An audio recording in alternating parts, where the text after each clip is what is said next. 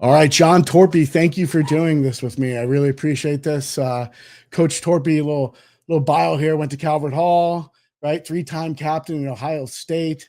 And then you played a little NLL, pro box, and pro field lacrosse. And then went on to assistant coach at Denver, helped to build that program, associate head coach at Dartmouth, started the High Point program, took him D1, and now you're the head coach at Brown University. Congratulations. I'm so fired up for you. I started Leverage Lacrosse and the LA Box Lacrosse League 15 years ago. I'm a big fan, advocate of playing real style Canadian box, live boards, cross checking, shot clocks, hockey style goals, all that good stuff, right? And I know you're a fan of it. So I was wondering if I could just talk to you a little bit about what you feel the benefits are of youth, middle school, high school guys, even college, playing that real style Canadian box, and what you feel when you see that on a player's resume. Yeah, I mean, every year you look at the top goal scorers in Division One. If you go through the top 15, there's a lot of Canadian guys on there, and you're watching a lot of American guys now perform the same skills that they do, whether it's sticks to the inside, whether it's the two-man actions in front of the goal, up top on the wings, behind the cutting across the middle, catching and finishing, and it's just incredible to watch not only the speed and physicality of the game, but to see like how slow they make the game look when they play inside the box. And there's nothing that you can do on the field that really emulates getting inside, patting guys up, making the goals smaller, forcing guys to have to be creative and work through the physicality and the tight confines to make great plays. And there's a reason why every single coach in the country, covets those guys now. And it's not just the two-man game perimeter guy, but it's the guy that can really like cut across the middle, absorb contact, catch the ball, and finish, and we could say it till we're blue in the face. Like lacrosse is a very simple game. It's get to the middle of the field, and attack the middle on offense, protect the middle on defense. And you have to find these guys that can make plays in these very tight confines. And so the ability to play box lacrosse, the ability to be taught box lacrosse the right way, for us looking for those guys, finding those guys, it usually equates to a lot of success when they get into the field game. Yeah, I agree. And I'm out in Los Angeles in Southern California, and I've been out here coaching for 20 years. And what advice would you give to a high school kid in a non-traditional market like LA to get on your radar, to get on a Division I coach's radar? Yeah, it's a good question. I mean, the neat thing about my journey in lacrosse is I've been kind of almost as south as you can get, almost as north as you can get, and almost as west as you can get. And then I went to school in the Midwest. And so, I've always been a big fan of finding guys from the quote unquote, like non-traditional hotbed or off the beaten path areas. And if you look at our rosters over the years, and my history as a head coach, there's always been a lot of diversity geographically in terms of where we found, have gone out and found guys. And I think if you're coming from a non-traditional area, and usually what I mean by that is you're not going to look up in the stands like an MIA kid or a kid from Chaminade or St. Anthony's or an Interact kid or an IAC kid and see 15 college coaches in the stands for, a rivalry game.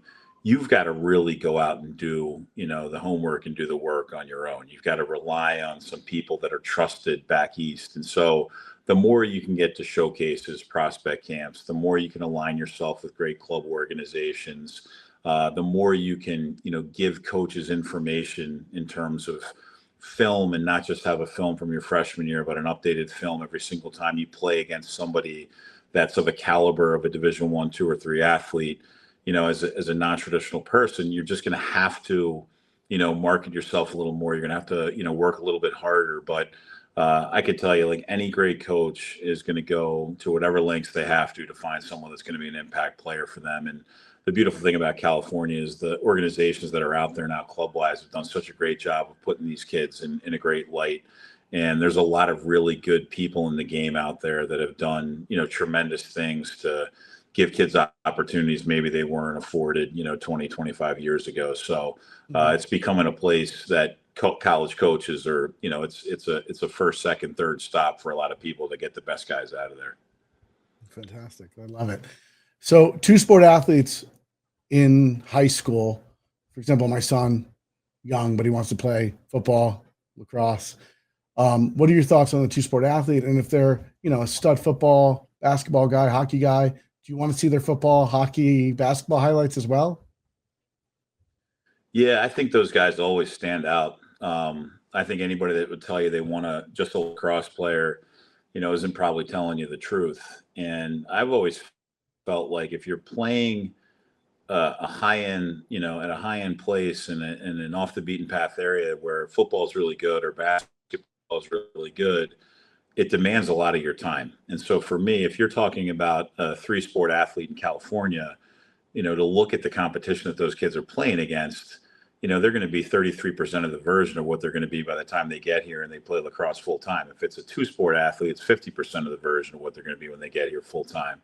And, I said this at a recruiting talk the other day, if you can put together film and it differentiates you in any way, shape, or form from the person that you're going to be up against in the recruiting process, it's a kid dunking a basketball or hitting a game-winning 3 or breaking a tackle or, 15 tackle game against a high-end opponent.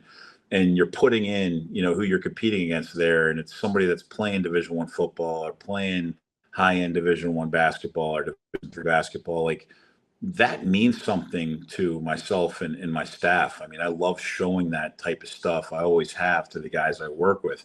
I don't know if it means something to everybody, but for us, those are all things, learning about how, a guy is in the broad jump or, what a kid's 40 time is or what they ran the mile. I mean, things like that.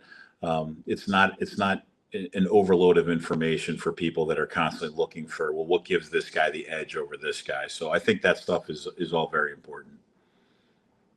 And what advice do you have for a high school coach or a parent for their student athlete navigating a somewhat complicated recruiting process? What would you say? Yeah, I would say don't ever get into the comparison game.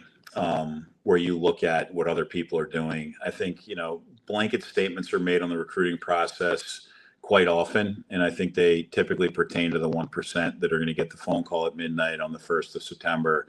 But I know from, my track record of different stops, some of the best kids that I've ever coached were kids that committed in May or April of their senior year in high school. And I can give multiple examples of those kind of guys. I also think it's a situation where, there's so much stress involved. And when people look at these timelines and they think I got to be done by this point, you forget about the fact that this is a sport. You forget about the fact that this is fun. You forget about the fact that this is something that's, even through the ups and downs, making you better. And, I've got a son who's a 2026 who played his last lacrosse tournament this summer, 4 weeks ago. And I got emotional at the end of it because that was it, man. That's the end of the journey for me and him with staying in hotel rooms, going to get food, traveling on a plane or traveling in a car and having these great conversations. And I say to parents all the time, this is the most time you'll probably ever spend with your child, and it goes by in the snap of a finger. So just make sure there is enjoyment with this as much as there is the opportunity to try to find a home or a situation that's going to be impactful, for their life for the next 40 years. So I think that's something that gets lost a lot through this process. That is so well said and fantastic advice. Well, thank you, Coach Torpey. You are the best. I look forward to seeing you. I'm going to be back in Rhode Island this fall. I really appreciate this, and good luck this season and at Brown. Awesome, man. Appreciate you having me, Chris.